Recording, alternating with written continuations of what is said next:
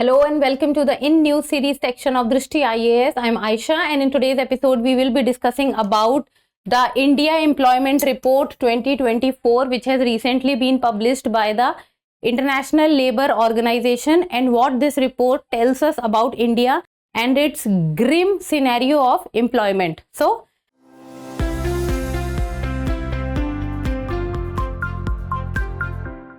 let us first look at the timeline. So first we'll be looking at the news, then what are the report findings, then what are the paradoxical improvements that we see with regard to the employment in India, and then the widening gender gap, and in the end a prelims practice question. And this topic is of relevance from General Studies paper 3, that is economy, and it's with regard to Indian economy. So let's begin. And the news talks about the employment scenario in India grim, says ILO report. So International Labour Organization, which looks into the scenario with regard to the labor all over the world or at the global stage, is talking about the employment scenario of India and is saying that the employment scenario is in grim situation and it needs attention. So what has happened recently is the India Employment Report for the year 2024 has been released by the International Labour Organization and the IHD, that is the Institute of Human Development. So both IHD and ILO has given out a report which is named Indian Employment Report for the year 2024. It means recent report. And it is talking about that India's youth account for almost 83% of the unemployed workforce. So here one thing that needs to be very clear with you people is that you should know that there is a difference between unemployed workforce and then India's youth unemployed. So when we talk about unemployed workforce, so unemployed workforce is with regard to the periodic labor force survey or the census is the age group of 15 to 59. But when we talk about India's youth workforce, so that is with regard to the age group of 15 to 29. And when we talk about the workforce with regard to the International Labour Organization, then the age group of 15 to 65. So there is a difference with regard to the workforce, and we have to look in this regard with regard to India. So that is the workforce is 15 to 59 age group and India's youth workforce is 15 to 29 age group. So it is saying that India's youth, that is the age group of what? That is 15 to 29, account for almost 83% of unemployed workforce. Unemployed workforce means 15 to 59, and out of which 83% is India's youth. So the overall unemployed workforce, 83% consists of India's youth. Then the share of youngsters with secondary or higher education in the total unemployed youth has almost doubled. So with regard to the educated youth, unemployment is increasing. As the people who has done secondary or higher education, it means the people who are done with their standard 12th and the graduation. So they are the people whose unemployment rate is increasing, and from the year 2000 to the year 2022, the unemployment rate with regard to educated youth of India has almost doubled from 35.2% in 2000 to 65.7% in 2022. So this is what the report by ILO, that is the India Employment Report, is talking about. And if the report is by ILO, so it becomes a credible source. So these are the points that you can even write in your mains answer writing. Now let's talk about few of the findings, what the report is talking about. So the youth employment and underemployment increased between 2000 and 2019 but declined during the pandemic years. So youth employment and underemployment. So employment means that the person is working, while underemployment means that they are underemployed as compared to their capabilities. So the youth employment and underemployment has increased between 2000 and 2019, but during the pandemic years, that is 2019 to 2022, 2023, so that during this time the youth employment and underemployment, it has declined. Then educated youth have experienced much higher level of unemployment in the country during the period. It means that the educated youth of India, that means that the people who are done with their standard 12th and graduation, they are facing higher rate of unemployment in the country during the period. And the reason that is, first of all, that in India the youth is not able to follow what is the demand of the market. So the demand and supply is different, and the skill set is also not up to the mark. And then as of now, the employment or the jobs in the market is also very less, and many a times people are not able to find jobs according to their needs. So people as of now, the educated youth of India as of now, is not preferring to go into the jobs which are not up to the mark for them, or they are into the contractual sector. So they are looking for better jobs which they are not able to find in the market. And this is also one of the reasons why the educated youth of India is unemployed or is facing higher levels of unemployment. Then the labor force participation rate or worker population ratio and the unemployment rate showed a long-term deterioration between 2000 and 2018, but witnessed an improvement after 2019. So it is saying that the labor force participation rate, it means that the number of people who are participating in the labor force, it means that the number of people who are employed in the market. Then the worker population ratio, so how many people are working as compared to the population of India. And the unemployment rate, it means that the people who are not able to find employment, so they are not working. So the labor force participation rate, worker population ratio and the unemployment rate, it has showed a long-term deterioration. It means the situation has become bad for it between 2000 and 2018. But after the time of 2019, it saw a improvement. But the point that is being raised is that after the time of 2018, that is during the time of COVID pandemic, when it is saying that it improved, then there needs to be a question that needs to be taken, that what kind of jobs has been generated. So during the time of COVID-19, it was not the formal employment that generated, it was the gig economy took a spike, the service sector took a spike, and the work from home scenario took a spike. So it was the situation and the increase in the jobs in the market was of contractual type. It was not formal type, it was informal type, and that was for a temporary period. So that spike cannot be taken into consideration and said that the number of jobs in the country has increased. So that needs to be taken into consideration.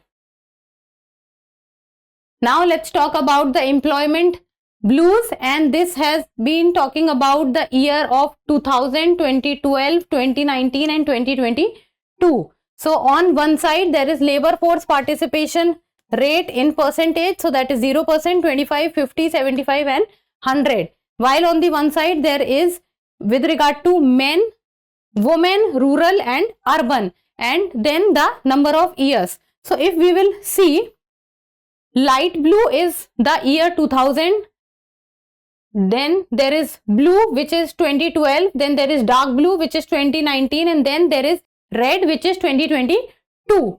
So it is saying that with regard to men's participation in the labor force, the year 2000 was maximum and now it is less than the year 2000, but 2022 is better than 2019. But the highest labor force participation with regard to men was in the year 2000.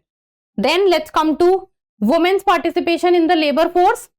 So it is also saying that the women's participation in the labor force was highest in the year 2000 and it was lowest in the year 2019, but now there is improvement as compared to 2019. but as compared to 2000 it is still less. So women's participation was also better during the time of 2000 as compared to 2022. Now let's come to the labor force participation with regard to rural sectors. So here also we can say that the maximum was in the year 2000 and 2022 is much less than 2000. Now labor force participation with regard to the urban sector. So urban sector we can see that the difference between 2000 and 2022 is very less, even though the year 2000 is higher than 2022, but the difference is very less with regard to the urban employment. Rural, the difference is more with regard to 2000 and 2022, and men also it is much more in 2000 as compared to 2022. So you can say that the labor force participation ratio or the labor force participation rate was with regard to men, women, rural and urban was highest in the year 2000, and it is very clearly seen that lowest during the time of 2019, and now it is improving in 2022. Now let's talk about the paradoxical improvements. So the improvements which can be seen in the market with regard to the employment, but those are paradoxical in nature. That is not completely what we can say that what we wanted in the economy, and this is not exact way that people wanted in the economy to happen. So the insufficient growth of the non-farm sectors and the ability of these sectors to absorb workers from agriculture. While the non-farm employment grew at a higher rate than farm employment over the different periods prior to 2018. So we can say that the country that we are, India, so India is a agricultural dominant country, and the maximum employment that is being provided in our country is with regard to agriculture. But when it comes to the agriculture aspect, then the problem of disguised unemployment also increases. So it is saying that farm sector means agriculture, non-farm sector means that the formal employment which do not consist a part of agriculture. So the non-farm sector employment has grew at a higher rate as compared to the agriculture aspect. Now the problem is that the number of employed people in agriculture, does the non-farm sector has the ability to absorb those people which are working in the agriculture sector or in the farm sector? Then comes the problem, because the non-farm sector as of now does not have the ability to be able to absorb all the people who are employed in the farm sector. So this also creates a problem.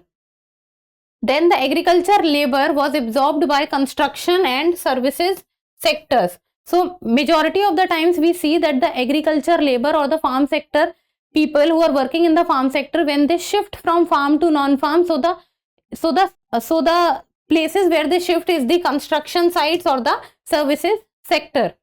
And 90% of workers remain engaged in informal work. This is also a problem, because the informal work has their own negatives, like for example, they do not provide a salary, they do not provide social security benefits, and many other kind of benefits also they do not provide. And many a times you are employed during 6 months of the year, 6 months of the year you do not find any kind of employment. So 90% of the people are employed in informal sectors, and there are widespread livelihood insecurities with regard to these people.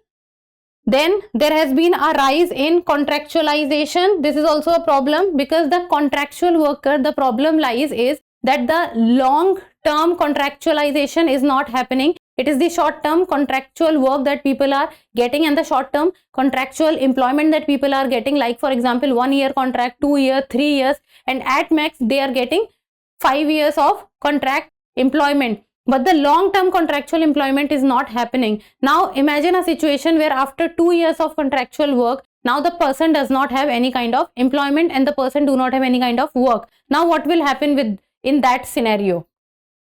Now India's large young workforce do not have the skills to deliver. This is the problem which is happening, that is the supply demand mismatch which is happening. What the market is demanding, the youth of India is not able to deliver. So there is a problem with regard to the skill set, and an upgradation of skill needs to be taken into consideration or needs to be done.